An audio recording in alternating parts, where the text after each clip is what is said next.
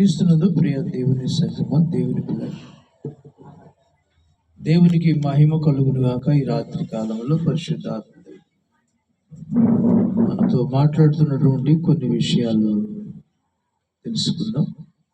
పరిశుద్ధ గ్రంథంలోని కొన్ని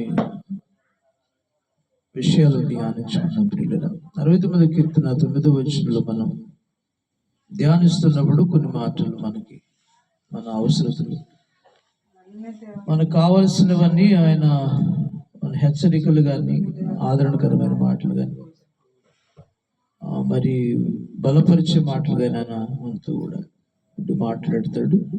కాబట్టి చిన్న ప్రార్థన చేసుకుందాం. పరిశుద్ధుడైన తండ్రి, వచ్చిన భాగం నీ చేతికి ఇస్తున్నాను ఆయన. 69వ కీర్తన 9వ వచనంలో వీటి వచనం ద్వారా కొద్ది నిమిషాలు ఈ మాటలు మాకు నాయన రక్షణ ఇస్తాయో, ఈ మాటలు జీవాన్ని ఇస్తాయి, ఈ మాటలు మార్పునిస్తాయి, ఈ మాటల్లో నాయన మమ్మల్ని బలపరుస్తాయి, ఈ మాటలు మమ్మల్ని స్వస్థపరుస్తాయి. ఆ మాటలు చేత తృప్తిపరచమని, మాతో కొద్ది నిమిషాలు మాట్లాడమని. దేవా, స్థుతిలో మీరున్నారయ్యా, స్థుతి కూడా కొనసాగట్లేదయ్యా.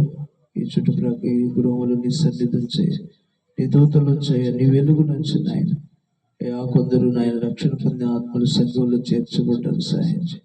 ప్రకటించే బలం, ప్రార్థించే బలం దయచేసి దేవా, నీ వాక్యము ద్వారా మాతో మాట్లాడమని యేసుక్రీస్తు నామమున స్తుతించి ప్రార్థించి అడిగి వేడుకుంటున్నాము తండ్రి.